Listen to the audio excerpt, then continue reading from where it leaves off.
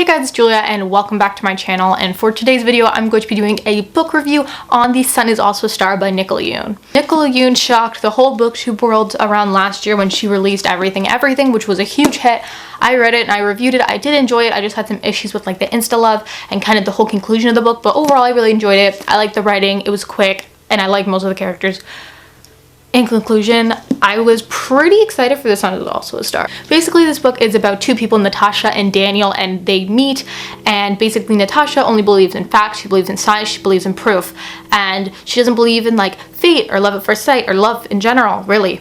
And she is being deported that day back to Jamaica, so she only has these 12 hours there, which she spends with Daniel till she has to leave, which he does not know that she's being deported.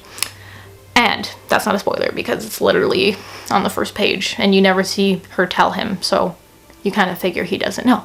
Anyways, Daniel is more of a dreamer, he's a poet, he believes in a lot of that stuff, he believes in fate, he believes that people met for a reason, or people meet for a reason is what I mean, and he's a really lovely guy. He is also kind of dealing with his brother. He hates his brother. He's kind of in his brother's shadow a bit. He is intimidated in ways by his brother. It's kind of complicated, but it's a really interesting situation. Basically, both characters were really lovely. I love both their chapters. They both had something really special about them. They felt like real people, and they were also from different backgrounds, them too. So if you're looking for something that's more diverse and like where they're from and everything, if you want a book that kind of deals with someone being deported or like immigration, that kind of stuff, you should pick up this. It was really interesting, and especially for a YA book, it was really good that Nicola Yoon brought these things to the table. Writing, I love her writing. It's so poetic, but it's like not, you have to, it's like not, like you don't have to be in a certain club to understand it, if that makes sense. Like I feel like some people think with really fancy writing, like only certain people can understand kind of what they're trying to say and whatever. Like it's straightforward, but it's beautiful. So it's definitely something that you should read. I love her writing, it's really good. I think I really enjoyed was the chapters. We basically got both perspective, which I thought was like a really nice touch, but then we also got some perspective that were like from random people or from little things like that. And then on like every page there was kind of like a little circle filled with something that was like each person's like symbol or whatever. So Natasha and Daniel stay the same through the whole book, but then everybody else has like a different one throughout the book. I just thought it was a nice touch. I liked it. In terms of the plot, I really enjoyed it, how they spent 12 hours together, they run into each other, we meet them, everything with them, shit happens.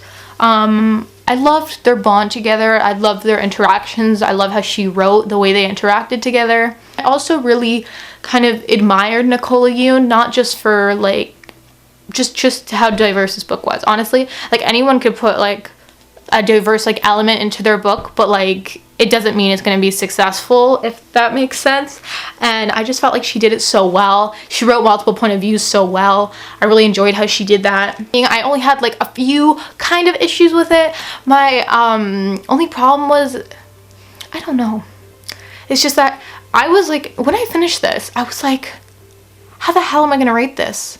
Because like I always have like issues about me rating things. Like I'm always like sometimes I just go through a moment where I'm like, I have no idea how to rate this book. Like it doesn't mean I loved it or I didn't like it at all. I just don't know how to rate it, or like I thought it was good but it like wasn't as, it was better than everything, but it wasn't like the rating I gave everything, if that makes sense. So my conclusion is to rate books on different scales, Julia. I'm like, just put everything aside. They're both different books, they're both different situations. You had very different reading experience with both of them. So put those aside and just think about how you felt about this book. So I really enjoyed it. I like the characters, I like the writing. I would suggest it. It's not my favorite contemporary of all time, that being, it is good. I liked the way it tackled insta love, and that was one of my issues with rating it, is because it is insta love, which I hate insta love. But just like the love triangle, even if you hate it, it can be done right. Like I usually am iffy on love triangles, but like the Infernal Devices, they did that right. The Dark Elements trilogy by Jennifer L. Armentrout, they did that right. Like there's ways of doing it well. And if you were to say insta love was being done well, it was in this book. And I made a bunch of notes at the front. I put little sticky notes in, and I was kind of just like, insta love, the tropes you have, like you hate, could it be done well? Technically, yes, it could be done well. But like, that's a question I'm wondering. Do you guys think like the tropes that you really dislike, do you think they could be done well? I was just thinking about this for a while. Like, this book had a lot of, like, after the book, I had a lot of thoughts. And, like, I wrote down in a note, I said, if on a certain day something happens that will make the next while life-changing in a negative way, example, like a death, a car accident, a fight with a loved one, etc. Like, you know how you have those days where it's like, I'm gonna look at this day like before this day and after this day, if that makes sense. And like something, your day goes horribly wrong and you know it's gonna impact you for the next couple weeks, years, whatever it is. Say a really amazing day won't change your next little while, if that makes sense. Do you know what I mean? I hope you know what I mean. I'm not trying to compare like a tragic death to meeting a dude on the street, but I'm just trying to like, I was just brainstorming. I was just like splurting out thoughts. I was really trying to think about it, and I really want your opinion on it. Let me know what you think. Yeah, but it was a good book. I gave it like 3.75 out of 5 stars. I did really enjoy it. I liked what it was trying to say, and I do think that Insta Love was done well in this book, and I did like the writing. The writing especially was like my favorite part. So I would suggest picking this book up. I do think it is personally better than Everything. Like, just look away from the ratings, but I personally think I enjoyed this one more than Everything, even though they're both completely different. They should both be rated individually, but I enjoyed this one more. Gotta admit that. So yeah. And there you guys have it. That was my review. Please let me know your thoughts to some of the questions that I said down below. Also, let me know what you guys more want to see, because like I'm like, sure, I'm making videos, like I post things. Doesn't mean everything you tell me I'm gonna make, because maybe I don't feel like it, or maybe it's not what I want on my channel, blah blah blah. Like, yeah, I don't know.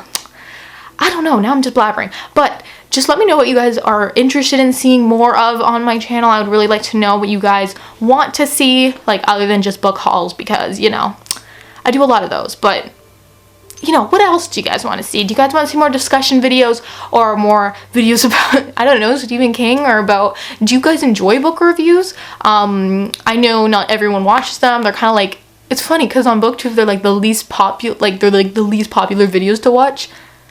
But like, why did we all join this? To talk about books, so then we do a video talking about one book and no one watches it. Question. Anyways, I'll see you guys soon with a new video. Bye.